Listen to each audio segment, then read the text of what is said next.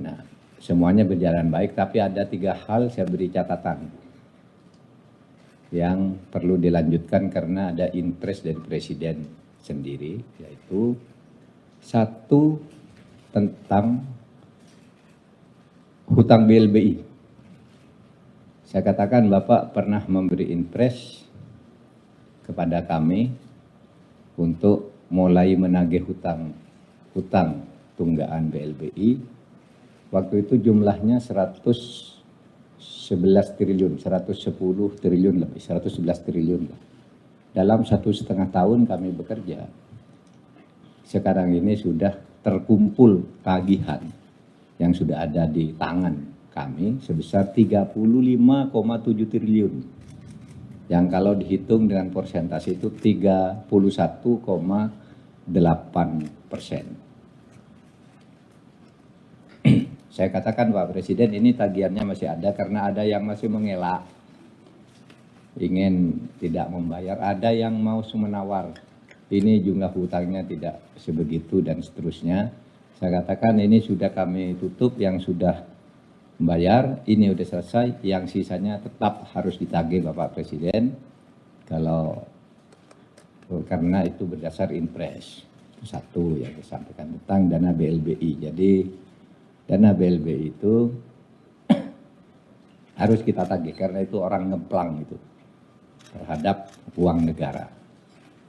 Kemudian berikutnya yang saya sampaikan tentang penyelesaian HAM berat di masa lalu yang memfokuskan pada sudut korban.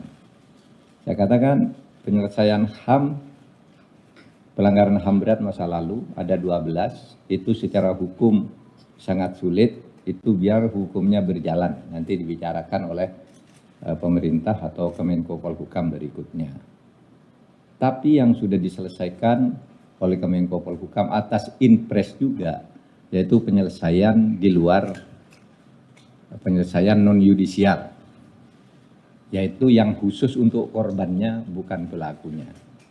Saya katakan Presiden, Perserikatan Bangsa-Bangsa kali ini, saya sudah belasan tahun tidak pernah memuji Indonesia, kali ini berpidato resmi menghargai pemerintah Indonesia yang telah melakukan langkah penyelesaian HAM dari sudut korban. Pelaku masih terus dicari, tapi korbannya disantuni lebih dulu. Itu resmi Dewan HAM PBB menyampaikan pidatonya, memberi penghargaan kepada Presiden Jokowi dari Republik Indonesia yang telah melangkah maju dalam penyelesaian HAM. Bahkan dalam 3 kali sidang HAM berturut-turut selama 3 tahun, waktu saya jadi Menko Polhukam, itu Indonesia tidak pernah disebut lagi oleh Dewan HAM PBB sebagai negara yang bermasalah. Sebelumnya selalu disebut. Nah, waktu saya mulai tahun 2020, 2021, 2002, tidak disebut Indonesia punya catatan ini, tidak ada. Jadi yang banyak hoax di Indonesia itu rusak HAM, saya datang ke sini ke markas PBB, tidak ada catatan. 3 tahun terakhir. Dulu selalu disebut yang mempengaruhi kemajuan negara ini, yang melamai kemunduran negara ini, Indonesia selalu disebut di kemunduran. Sekarang sudah tidak disebut. Saya sampaikan itu sebagai laporan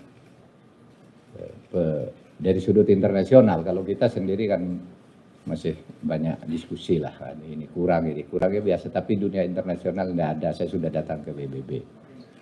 Lalu yang ketiga yang saya sampaikan Bapak Presiden yang sekarang sedang berjalan adalah RUU Mahkamah Konstitusi yang atas inisiatif DPR mau direvisi lagi. Saya katakan kepada Bapak Presiden saya tidak setuju dan saya menghentikan pembahasan itu karena aturan peralihannya itu tidak adil bagi hakim yang ada sekarang. Sehingga saya katakan ya itu 3 hal, yang lain rutin jalan, tidak ada masalah. Download Tribun X sekarang, menghadirkan lokal menjadi Indonesia.